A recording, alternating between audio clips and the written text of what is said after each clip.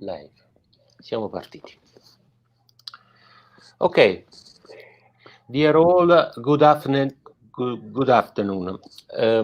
First of all, I want to thanks the organizer who made possible this meeting, which, even if online, is very important for the entire seafood supply chain.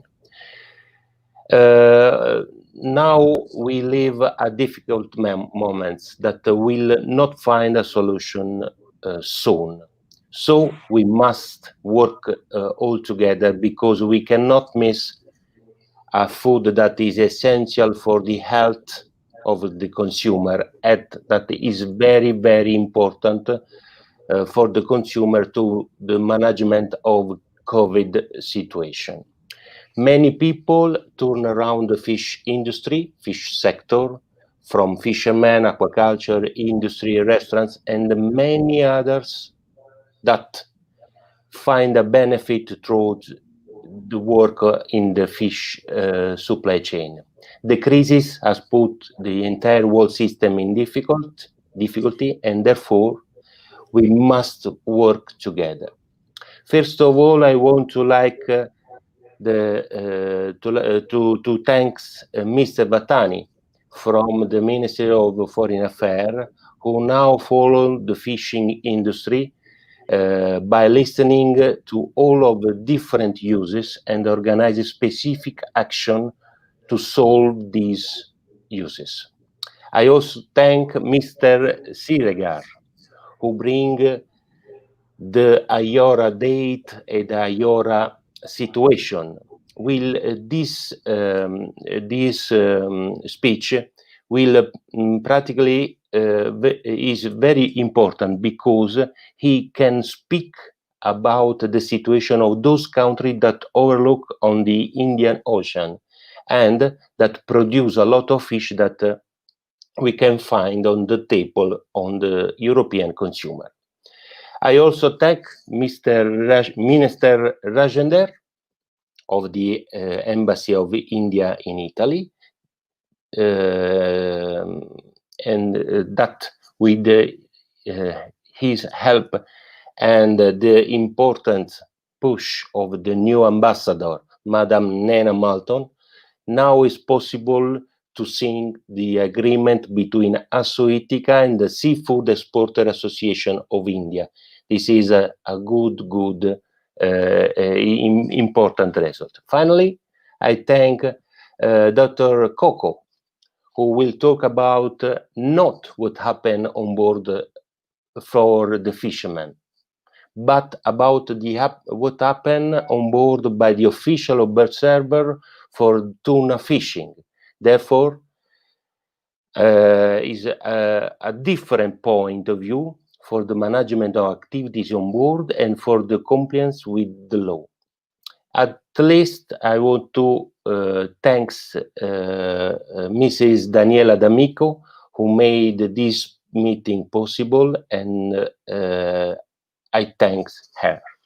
So I leave the floor for the first speech to Mr. Andrea Vattani from Ministry of Foreign Affairs. Please, Mr. Vattani. Thank you very much, Secretary General Palma. I would also start by thanking the organizers of the Festival della Diplomazia. In fact, we managed this year to include more than 3 Italy-IORA webinars or connected webinars into their program. So we are very thankful. We're also thankful for this format, which really responded somehow to the crisis we are all facing. The Festival della Diplomazia managed to reinvent itself in short time, and I must say that they managed to build a very charming, I would say, platform, because it seems to be working very well in terms of public, at least for the first few days. I have to also say, for the benefit of our guests today, that from abroad, that this format, this Festival della Diplomazia, is a very good idea. It is a way to communicate and to somehow show the value of our diplomatic activity for the Ministry of Foreign Affairs to civil society, I would say, the companies, private business, students. So this is very important, and it allows us to, create a kind of multiplier, which manages to really bring the issues that we're talking about in the homes of the people that are most concerned about them. I also want to thank Andre Siregar for his participation. We're very happy to have you with us. You were, we contacted you through one of the officials which have most worked with us since the very beginning that Italy approached IORA, which is Gatot Gunawan. And I don't know if he's following us today, but in any case, I'd like to thank him once again. Maybe it's worth saying in just a few words what motivates, what defines our dialogue partnership with IORA, because it's very close to the subject today. Probably the first thing is, in fact, the characteristics of Italy. I mean, it's a maritime country which enjoys a very central position in the Mediterranean, which has developed in the centuries, I would say, very, I would say, proficuous relationships with all the countries that we deal with in the Mediterranean. But at the same time, Italy has a vision of the Mediterranean opening towards the Indian Ocean. This is a natural, I would say it's a natural result of what we are doing in the Mediterranean. It can bring us to do the same in different ways, of course, and with different partners in the Indian Ocean. The other thing that really defines us, and which is very closely tied to what we're talking about today, is the role of our stakeholders, and I'm talking especially of the blue economy. I would say the code that we use in dealing with IORA is definitely based strongly on the blue economy, intended in its ample sense, so which can go from the subject we're talking today, fisheries, aquaculture, the distribution and import-export of fish products and so on.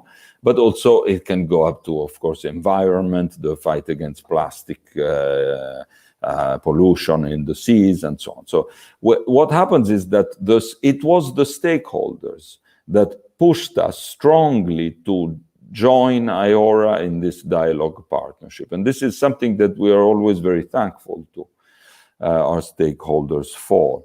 So we, in fact, chose to group them together, to help them group themselves together in a Italy-IORA committee, which is a public-private organization which groups all of these stakeholders together.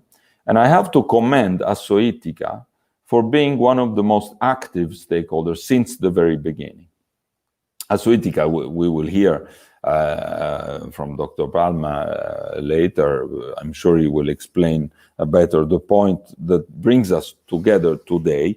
But the theme of fisheries, aquaculture, and the theme of law, food law, right? How to explain, how to help our partners, which are outside the European community, to understand and to apply those very stringent, sometimes very complicated rules, which slow down relations between our, between our importers and exporters and producers abroad, which we are very interested in, because in fact, as a matter of fact, 70%, more than 70% of the fish and fish products that we consume in Italy is imported from countries that are also IORA countries. But we can do more, and we can do better.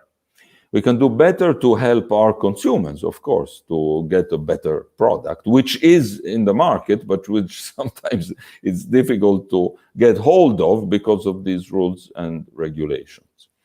Also, at the same time, the Mediterranean is, of course, it's a sea that luckily has such a great variety of species, but we tend to consume always the same. I mean, there is a limited number of species that we consume. And this, of course, has it bears a heavy toll on sustainability. So this is another issue that we need to challenge together with our partners in dialogue of the Indian Ocean. And so the idea of also developing more knowledge in our market on other species of fish that we can consume is also something that Assoetica can help very much with. I would say that this is a direct result. This meeting today is a direct result of the involvement of our stakeholders, which we truly welcome and we support in every possible way. So I'm very happy to participate and to listen to this webinar. I think Dr. Palma can go even into more detail later into what we can do together. And I'm now going to, wish you the best, and hopefully this is the beginning of a new partnership with many of you. Thank you. Thank you, Minister Vattani. I am very thanks to you about your presentation, because now, after your speech, I want to present the association, a few presentation of association, and what we want to do with our partner, like Indian Embassy of India, Embassy of Indonesia, or Mr. Siregar. The Italian market are importer. European market are importer. So we need to import the fish from all the country. IORA is a good system to collect together the different country that produce the fish for the European market, and to produce the fish like a European style of the fish. So we can work together to produce the fish to Italian and European market, but we can work together about the sustainability, because our consumer eat the same fish, always the same fish. We can explain the different species that you have in your sea, but we don't know. We can organize a different way to prepare this kind of fish. We can reuse the waste of the production, food waste. We have a lot of topics to work together, and first of all, we want to explain the Italian European law to our partner in India, Indonesia, Vietnam, Thailand, South Africa, or other country, and we want to import the fish under the respect of the law, European law. And we know that that is possible if, with the help of Assoetica, with the Embassy of India or IORA, we can explain to the third country the protocol, the law, or the other system. I think that this way is too simple for the exporter to our market. In fact, I want to leave the floor to Mr. Siregar, because in my introduction I speak about the COVID situation. COVID situation is a bad situation for the third country and for European market. We have the storage full, but we for us is difficult to sell the fish, and the consumer reduce the consumption of fish, and this is not good for the health for the health of the consumer. So we want to explain to consumer to eat much more fish, and with your help, we want to work on this. Please, I leave the floor to Mr. Siregar from Indian National IORA Focus Point. Thank you.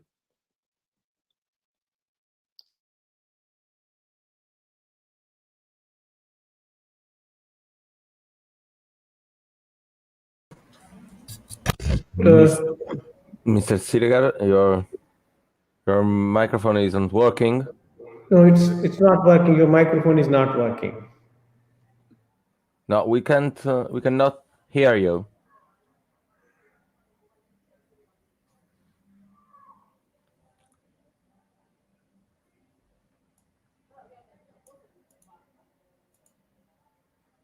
No, we cannot hear you. It was working before. No. It isn't working.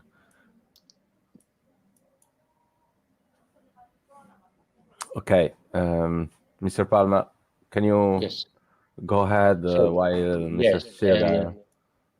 Okay, so we pass to the third speech, Mr. Rajender. Minister Rajender, I am very happy to see again to you. Yeah, thank you so much. You're able to hear me? Yes. You're able to hear me? I am very happy to have you in this meeting, because we know from a lot of time, and I think that now we work a lot to increase the connection between our two countries, Italy and India. Please, Minister Rajender. Thank you so much. Mr. Mario Vattani, the Minister, Director General of Global Affairs, Minister of Foreign Affairs, Government of Italy, Mr. Giuseppe Palma, the Secretary General of Oceanis, my friend Andrea Siregar from Indonesia, Miss Ornella Coco, Miss Daniela, and distinguished participants, ladies and gentlemen. It is my privilege to participate in this seminar today. I'm going to speak about the impact of COVID on the marine products export from India to Italy and the other countries. You must be aware, Mr. Palma and Mr. Vattani, last year we had a meeting in Mazara Dalvello. What a wonderful place it is. I hope the situation will improve next time. Next time we should be able to have the meeting there itself. Okay. So India exports 1.3 million metric tons of seafood worth of $6.68 billion US. And this COVID-19 circumstances deteriorated the volume growth during the end of the fiscal year. As per the provisional estimates, the export of marine products during the April-September 2020 has shown a decline of 25.19% in quantity, 17.12% in rupee value, and about 23% in US dollar earnings compared to the same period last year. The main reason for decline in the export in April 2020, including the constraint due to COVID, are: number one, the West Coast fishing ban followed during June-July months caused no landing from the marine sector. Many small to mid-level farmers have not taken crop due to COVID-19, hence their material availability was unavailable. Scarcity of labor, packaging and labeling material is also observed. On the market side, of course, the main market, Japan, China, demand has been very sluggish. And in the case of European Union, the demand in restaurants and hotels is very, it has gone down considerably. And the export of high-level products like chilled and lime products in a significant impact on export due to limited cargo flights availability and huge logistics costs due to COVID-19. India's exports to Italy, the marine exports to Italy is only 27,277 metric tons, which is equivalent to worth of 127 million US dollars only, which constitute only 2.12% in quantity and 1.9% in US dollar terms. The major items of export to Italy is frozen cuttlefish and frozen shrimp, which is very, very insignificant. In the light of COVID-19 pandemic, our Marine Products Export Development Authority has taken several steps. Certificates were issued through electronic mode to facilitate smooth flow of trade. MPDI has interacted with the Embassy of India in Vietnam, Dubai, and other Indonesia, USA for clearing containers at port due to COVID-19 lockdowns. It has come out with different guidelines to deal with COVID-19 regarding processing units, fishing harbors, aquaculture farms to avoid contamination through COVID-19 virus in the seafood consignment and smooth functioning of seafood sector. Virtual buyers, sellers meet through webinars by importers of different markets like USA and other countries were organized. And buyer-seller meet was organized by major markets on virtual platforms. Now there is a tremendous scope of opportunity of export of marine products from India to Italy. As Mr. Palma has already mentioned, you consume only limited number of species, whereas those countries possess large variety of species.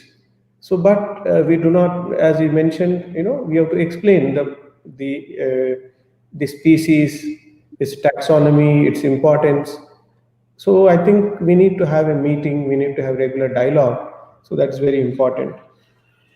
I'm very happy to say that our government has taken several steps.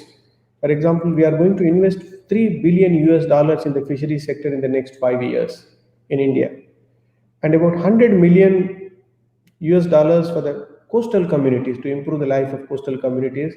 We are going to. And I'm very happy to inform you that our Ambassador of India to Italy, Dr. Nina Malhotra, had organized a virtual meeting on 14th of October, in which Mr. Vattani, Mr. Palma, and all the stakeholders and the top decision makers from Government of India participated, and which culminated in almost signing of a memorandum of understanding between Assiotica and the Sea Exporter Association of India. I think it is almost in the final stage.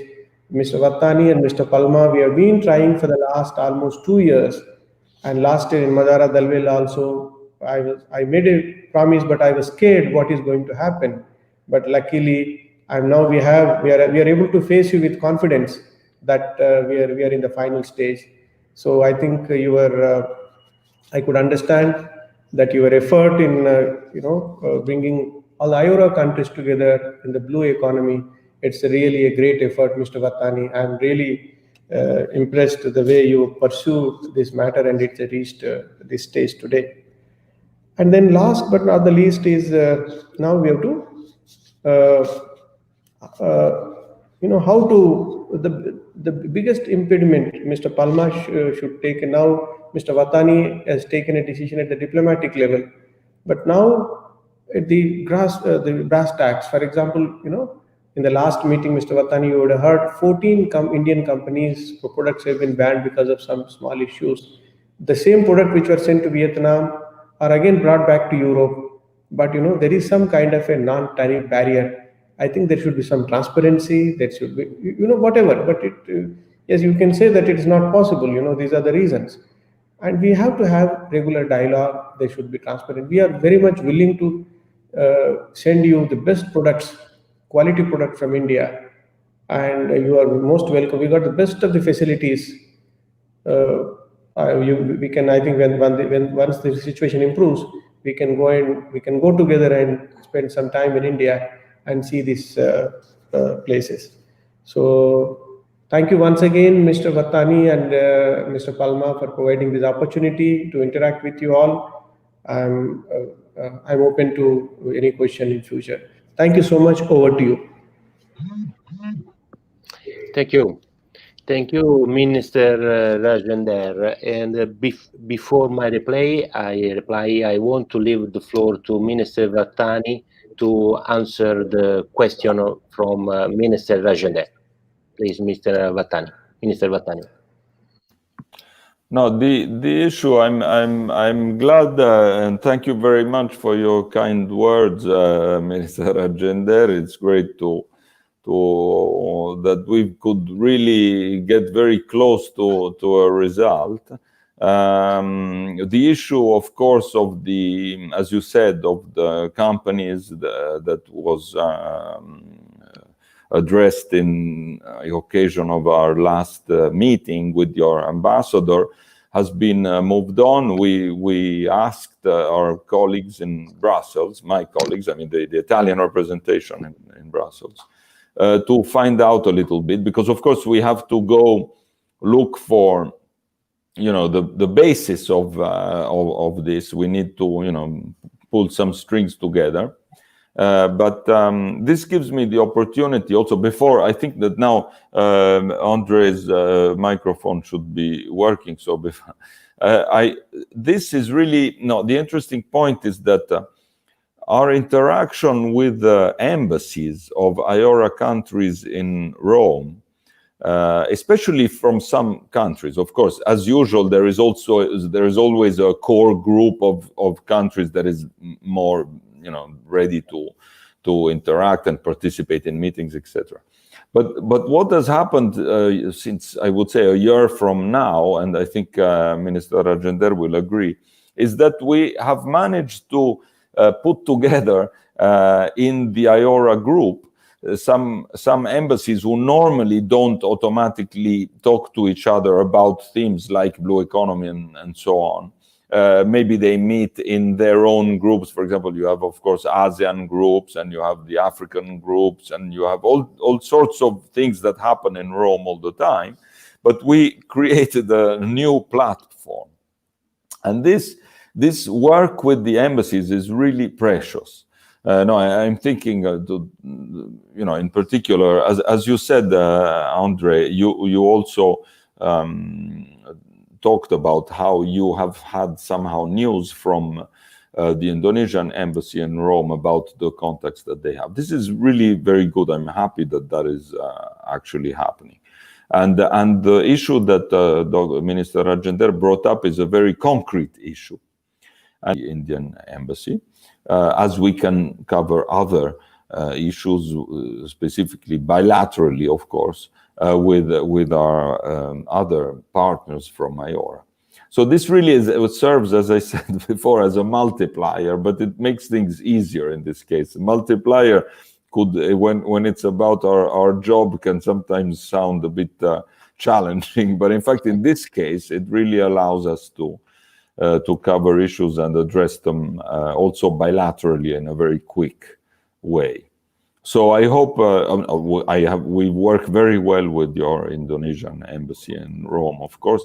But I think that also we can also somehow rely on each other. Also, the national focal points have a viewpoint which is sometimes even different. So that can be also. I look forward to being in touch with you about some of these issues. I think now we can listen to Andre.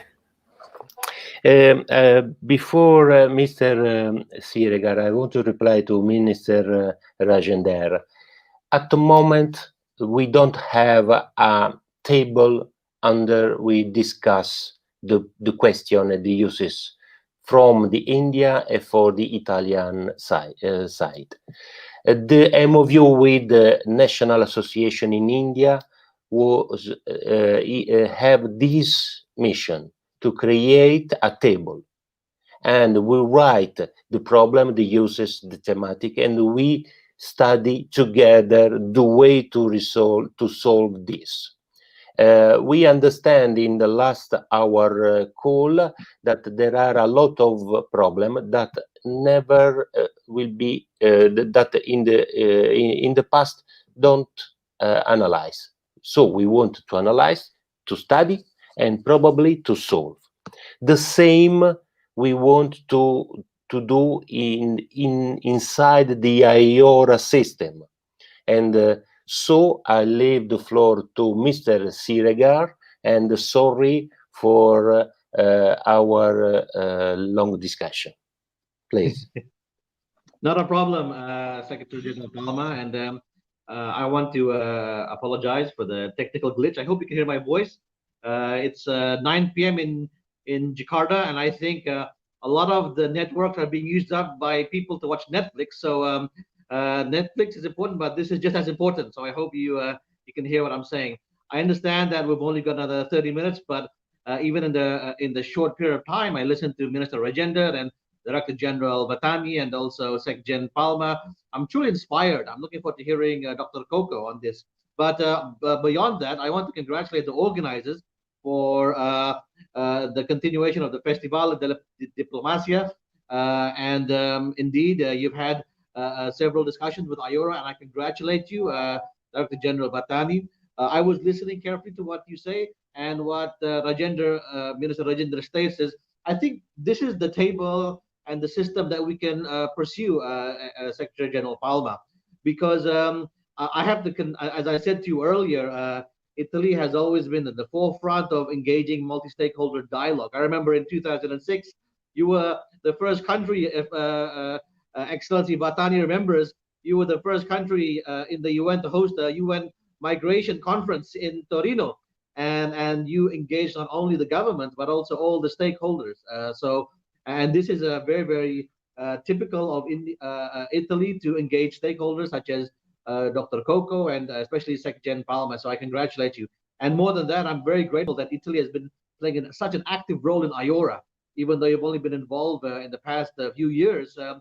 Your leadership is very clear, and as you know, on the Indo-Pacific discussion on cooperation, we see Germany now joining, and of course France is joining. But the Indo-Pacific is such a vast area of collaboration and discussion.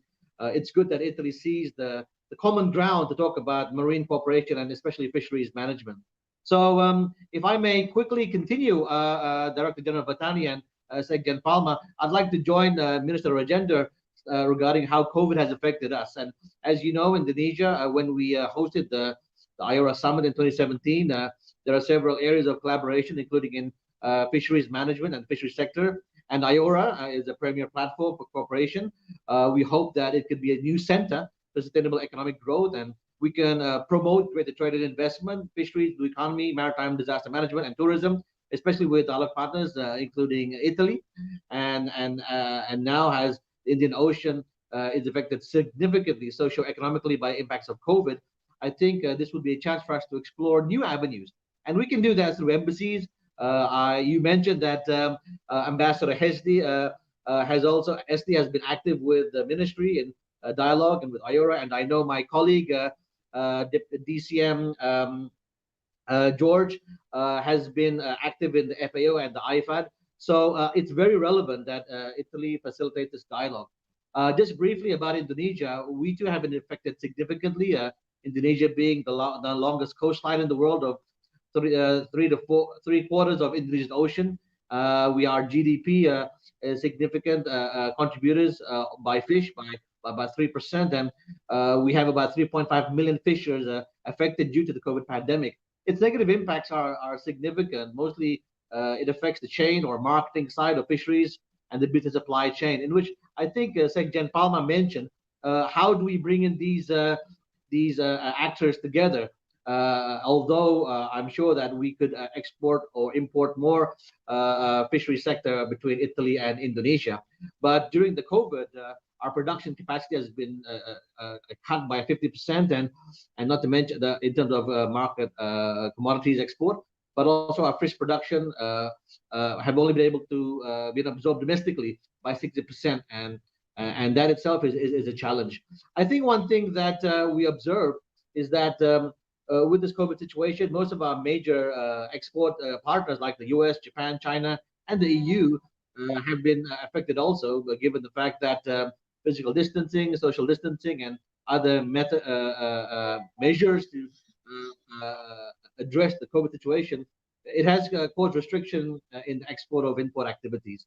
And as you know, we need to find a way to not only work at the national level, but I think what Italy has always demonstrated, each of your I remember in Torino, Director General Vattani, the president in Torino, gave an inspiring speech in 2006 why migration is so important. I think Italy, in many of your states, you can also exhibit how your fisheries sector can work closer with the sectors involved in the regions in Indonesia. And this is something that maybe Rajender might agree. Sometimes when we await the capital to make a decision, the private sector or people like the organizations of Sekjen Palma, they're waiting for a national response. But the chief ministers or the governors of provinces move faster. For example, I know that in India, we have the Andaman and Nicobar region where they can do more trade. If they wait for New Delhi and Jakarta, it takes longer. Whereas we could do more at the sub-regional level, and this is where Italy truly has experiences.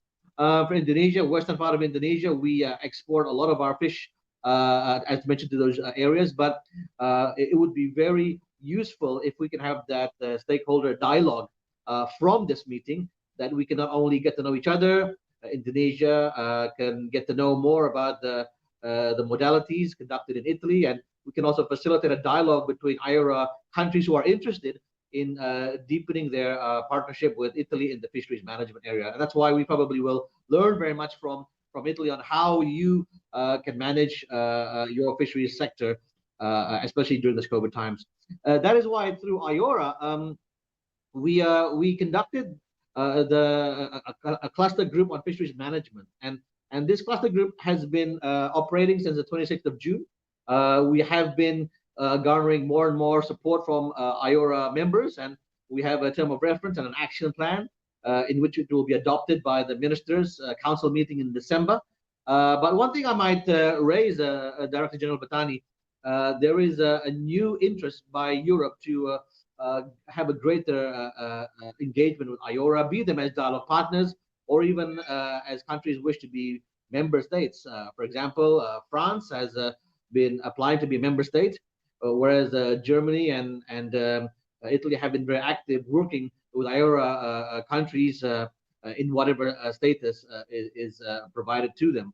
In that regard, with this new platform, I'm hoping that the multi-stakeholder dialogue, including the private sector, also the associations in which Sekjen Palma is facilitating, not only do we address the main topics in the cluster group of fisheries management, such as overfishing, illegal or IU fishing, and marine pollution, habitat destruction, and how do we manage the COVID outfall, but more importantly, we can probably get those fisheries sectors actors to really know how Europe is managing this. And I do hope that after this meeting, like you mentioned earlier, we can continue our dialogue and even work with the secretary in IORA, and I'll contact Pak Gatot so that we can have some Zoom meetings on how IORA Italy can pursue greater fisheries collaboration.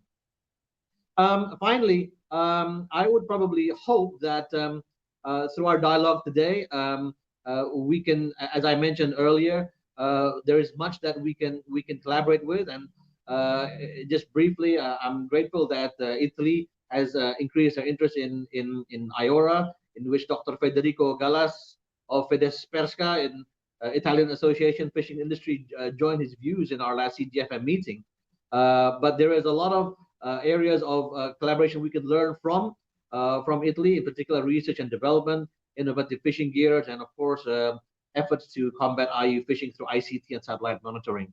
So these are the sectors that we can explore, and I'm sure that Dr. Coco can enlighten us. What are the short-term strategies we can pursue? I'm sure that Minister Rajender and my colleague Minister George Lantu could facilitate another dialogue, maybe bring in the not only Indonesian and Indian actors in this, be it the private sector, but also many other IORA members who are interested. When I was chairing the CGFM, suddenly countries like the Emirates and all others showed their interest. But one thing, probably Director General Vattani, IORA is quite a diverse group in which each may have their priorities and objectives in the very short term. But I hope with Italy we can have a two-pronged approach. We can have the generalist capacity building, sharing experience, but also as probably Giuseppe Palma might explore, how we can really use this fisheries collaboration to expedite our economic recovery during this COVID. And that's what Indonesia is pursuing right now. Anything we can do to pursue economic recovery is what we want, and everything we can do to get the grassroots people benefit from IORA Forum. So that's my general views, Director General Vattani, and I thank you for this opportunity. And more than that, I look forward to closer ties between IORA and Italy, and even a potential tripartite of Indonesia, India, and Italy on fisheries collaboration. Thank you very much. Thank you, Mr. Siregar. I am very happy about your speech, and I think that with this meeting we start a new way to study the entire fish supply chain. Our idea with Minister Vattani and the focal point of IORA in Italy is to analyze the different uses, the different topics, and to study the way to solve these topics. We have a lot of problems, but at the moment we don't study this problem.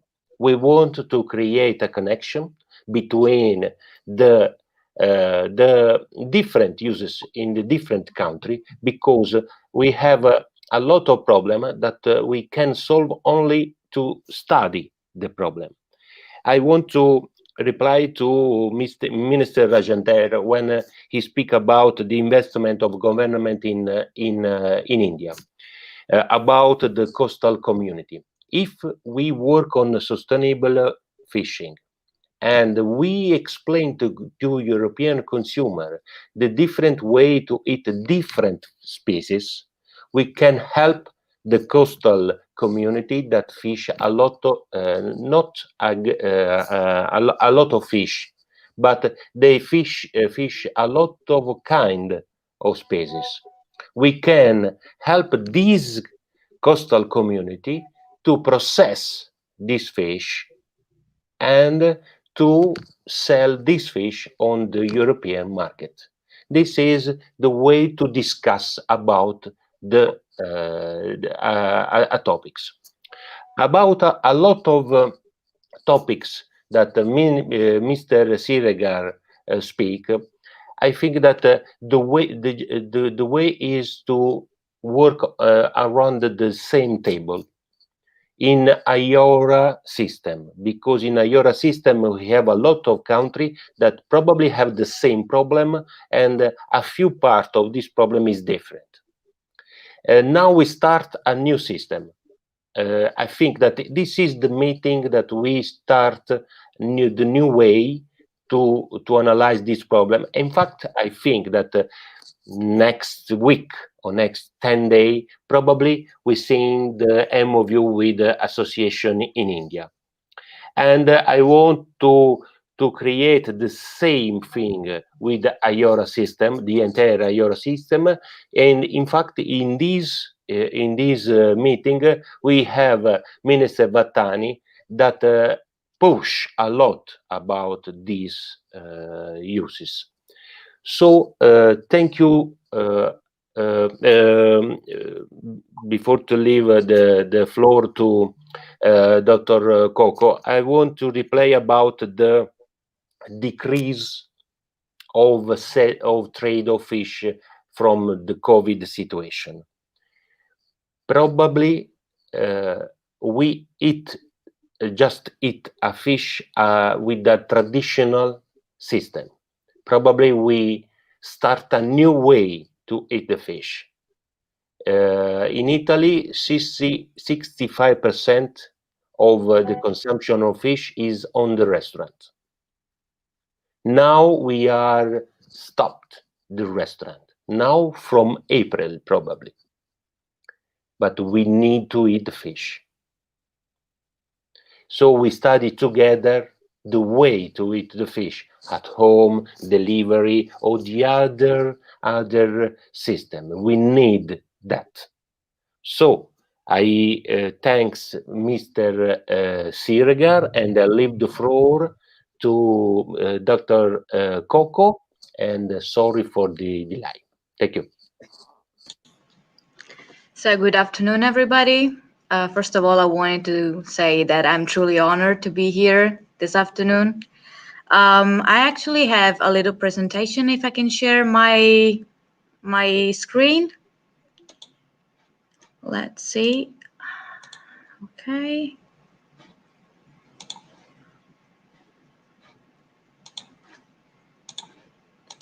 I don't know if I can do it.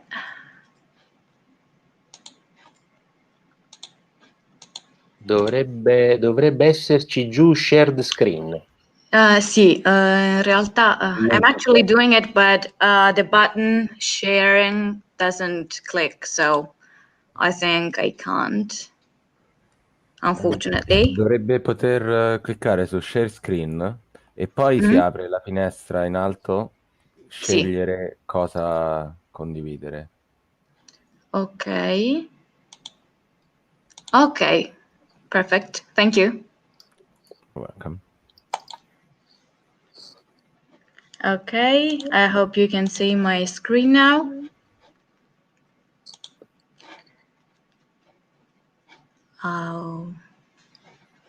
Here. Okay. So I present myself. I'm Ornella Coco, molecular biologist working as scientific advisor at Oceanis. Basically, Oceanis has a key role in fisheries, both at a national and international level. So I'm going to briefly talk to you about the company and about all the difficulties that we've been facing this year due to COVID-19 pandemic.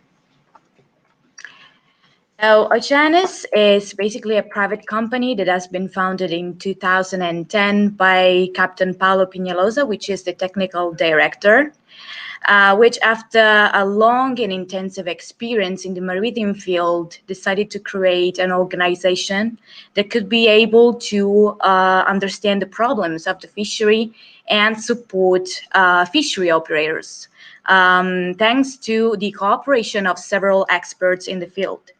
So being a very eclectic company, Oceanis deals with several activities.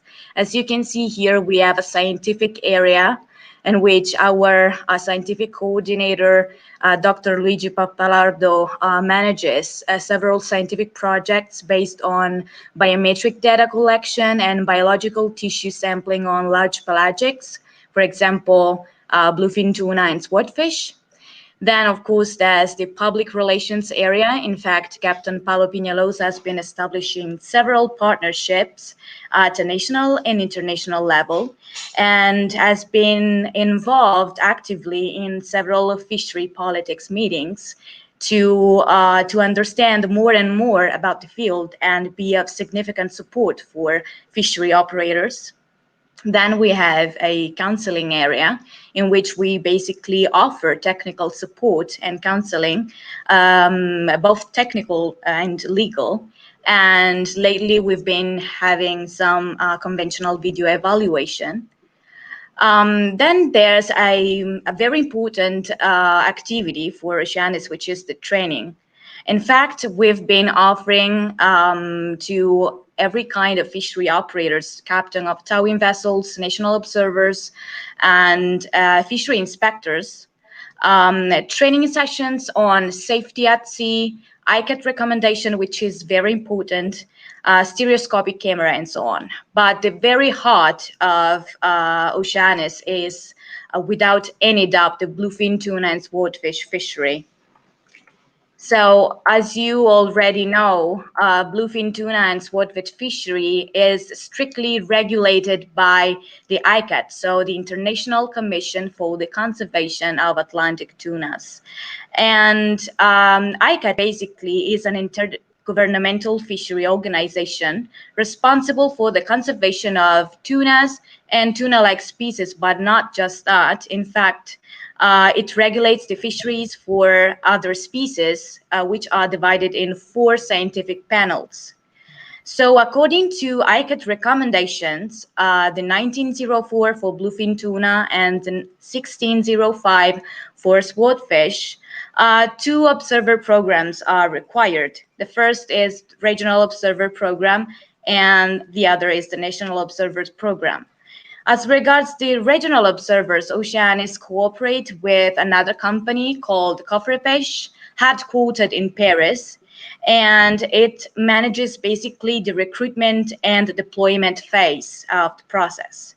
As regards the National Observer Program, instead, we actually manage the whole process in each step, from the training through the recruitment, deployment, and the assistance and support phase, which we constantly give to our national observers.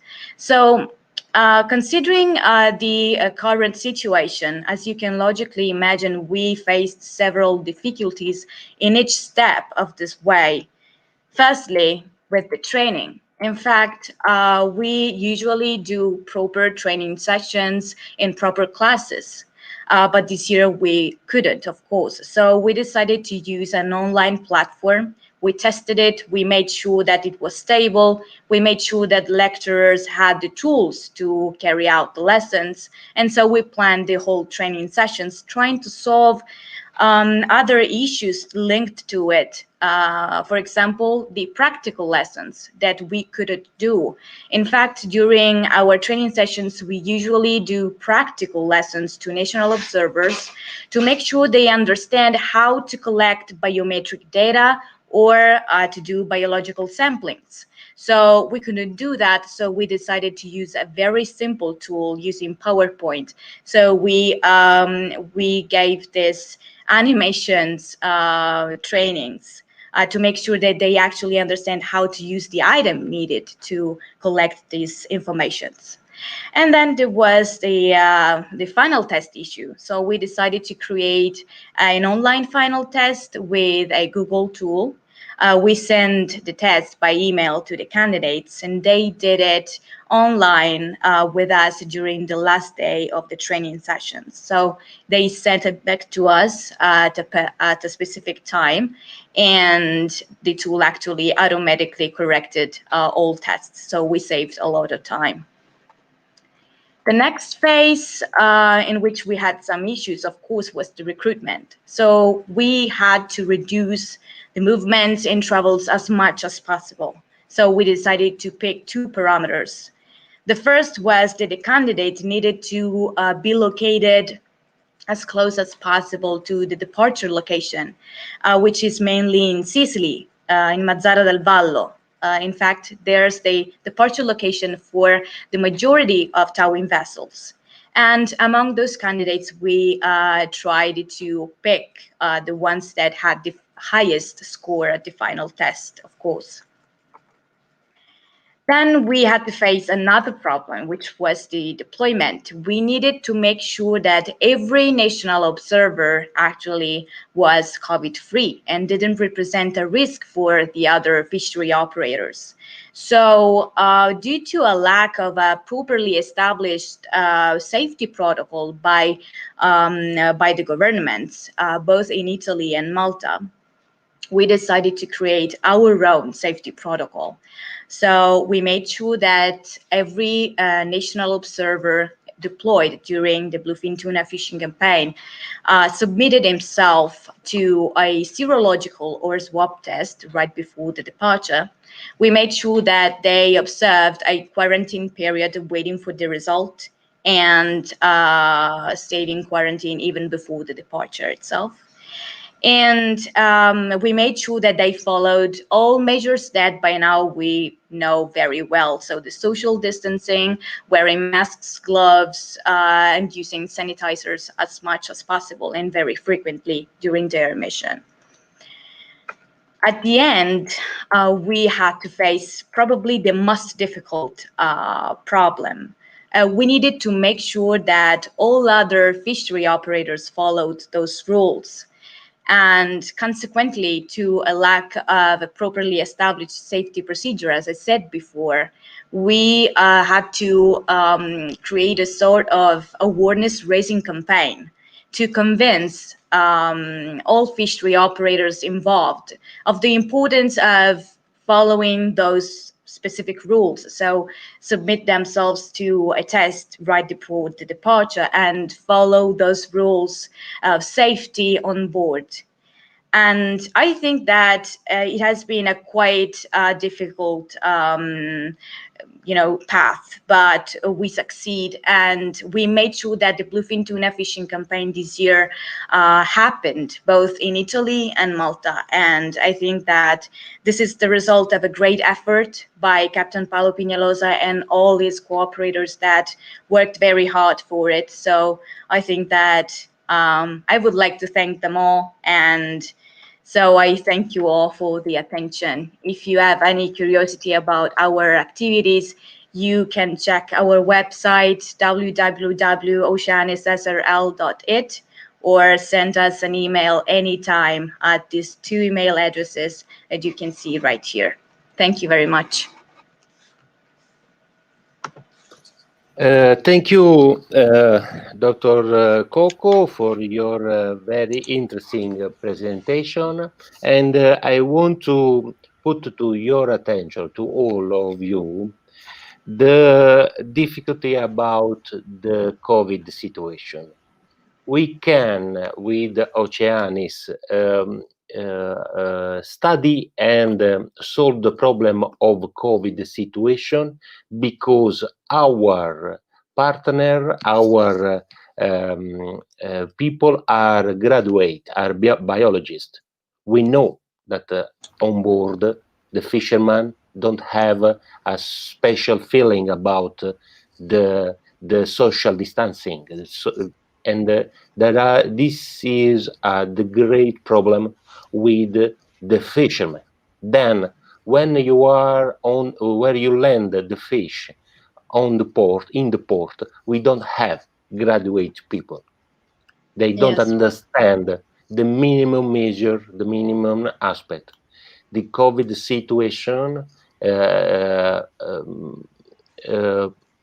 put to our attention that is very complicated to speak with the actor of the different actor of supply chain. But our goals, our mission is to speak with different actors of the supply chain.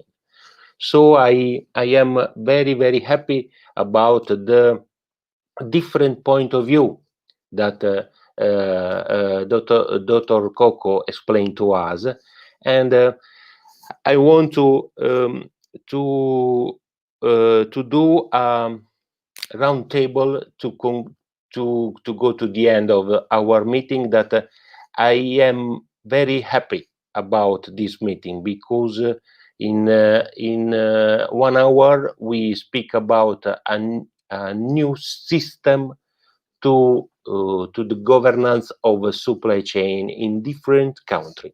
So I leave the floor to Minister Vattani for the conclusion. Thank you. And then the other. Thank you very much, Dr. Palma. I agree with you. It seems much longer than 1 hour. The subjects that were covered were I was very impressed also by the presentation by Dr. Coco, and this makes me go back to what Andre Siregar and Dr. Rajender, Minister Rajender, were saying. And in particular, I was impressed with Andre's knowledge of the method that we use in Italy to involve stakeholders. Now, this is the Festival della Diplomazia, and it is, let's say, a moment to maybe let others understand what makes us act in a specific way or take specific choices in method. And I would say that our choice is a very political choice normally. The choice to involve stakeholders from the Italian point of view is a system to keep a very high political attention on the issues that we cover. As you know, many of us are diplomats today. The capacity to actually get the politicians to follow and to dedicate time to international issues is limited. On the other hand, when these international issues are very closely tied to stakeholders, then everything turns around and becomes much easier. And now I want to ask or suggest or propose to something to my colleague Andre Siregar, who is national focal point for IORA, so he's involved in the same things that I am, in different ways, of course, and for a much longer time. So I'm a new boy in this in this field. But you lead, I mean, the Indonesian lead of the cluster group on fisheries can be something that we could really collaborate on. And I'm wondering if you agree that the Italian participation as a dialogue partner, of course, not as a member, but the Italian participation can be also strongly based on stakeholder participation. So this is something I'd like to hear if you agree. Because I'm thinking of an example which is of just a few days ago. Another issue that IORA, in fact, it was the other way around. The IORA came to us with a request for involvement on cruise tourism, which is, of course, a very different field from today. But it is also a field who has strongly suffered of the COVID situation, and is also a field where this suffering is directly, it has a direct impact on employment, has a direct impact on people, on families, just like it has in the fisheries and aquaculture sector. And on that occasion, it was our stakeholders. Today we have, for example, Oceanis, but on the other day we had the Costa Crociere, who was our partner in this webinar, and they participated directly. I mean, we're very happy, as you know, as you said, to leave the seat to those who are most involved. So I'd like to hear what you think, and I'm thinking also that we could do the same with Indonesia and India. For example, to think of doing something with the IORA logo with two members, such as India and Indonesia, and Italy as a dialogue partner, to cover these issues that we said today, and in a more official way, if you like. I mean, officially, through probably the instrument of the group that you lead, for example, that you chair. Thank you. I suppose that was a question to me, DG Vattani, and I'll be brief. I was listening to Dr. Coco, and it seems that there's so much potential that we can pursue, and yet we just don't have enough people knowing about those opportunities. So, DG Vattani, I'm sure your experience is diverse. Dr. Gatot speaks highly of you, and also our colleagues at the embassy are very impressed with your multilateral thinking. I would welcome the idea of IORA and Italy to pursue some special discussion. I think a few weeks ago, I facilitated a discussion with France's development agency in fisheries. So I think it would be very timely. And I'm sure that Mr. Rajendra would agree with me that Indonesia and India could bring the relevant actors to benefit immediately from Italy's skills and expertise and potential, but also other IORA delegates might also be interested. I think the idea that India and Indonesia playing an active role here would encourage others. And again, like I said, as SG Palma mentioned, this is just the beginning of many dialogues, and I look forward to inviting all of you next year to Indonesia for an IORA meeting of the sort, and I especially look forward to listening to Dr. Coco's presentation in Bali or in Indonesia, because my president has instructed us to conduct meetings in Indonesian tourist sites with, of course, the COVID precautions. But as I look at Dr. Coco's fish presentation, I think we need to not only talk through the screen, but to interact further and even sign potential collaborations. Thank you, sir. Yeah. So may I say now something? Yes. Thank you very much, Madam Coco, for making an excellent presentation. Really, we have come to know a lot of things. As my friend Mr. Siregar has mentioned, that we will have collaboration between Indonesia and India, having some small group on fisheries. I think we welcome, and we will also welcome Mr. Vattani to have a Italy to coordinate among these IORA countries, the blue economy. You mentioned about the seafarers, that the cruise tourism. I would like to mention during COVID-19, I was coordinator for this repatriation of seafarers. How difficult, about 2,800 Indians were repatriated by 14 flights from Rome and Milan to this place, MSC Grandiosa, Costa Company. So we are involved. There is so much employment potential, and how the COVID has affected the tourism industry. These are the ideas you mentioned. So we had seafarers from Philippines, seafarers from Indonesia, and India. We have got common thread. These IORA countries have got common threads. Of Italy is there to bring all of us together.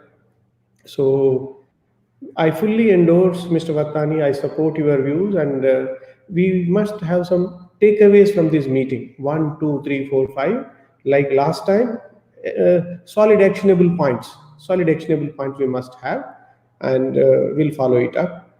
So I think our friend Siregar mentioned, I think next time IORA meeting should be there in Indonesia. Huh? Apart from Mazaro Dalvello, we should also have in place. So thank you so much. Over to you. Thank you to all of you. And to be a pragmatic way, I want to ask all of you only 4 or 5 points that you want to suggest to work on, and I collect these points and discuss with Mr. Vattani, Minister Vattani, about the new way to study the supply chain in our country, and in this way we are in connection and we can discuss all the uses that at the moment are very, very important for us. And we can speak about the future of supply chain, because we need now to discuss about the future of the new supply chain, fish supply chain. We don't have a lot of time because we have only 2-3 minutes. And I want to thank all of you, from Dr. Coco, and to Minister Rajender, Dr. Siregar, pleased to meet you, and obviously thanks to Minister Vattani that is for us the motor of our new system. Thank you all of you. Thank you very much. Thanks a lot. Thank you. Thank you. Thank you all. Thank you. Bye bye. Now Grazie. Bye party bye. is due. Party is due. We have to. Okay. Thank you. Bye. Well done. Bye. Bye.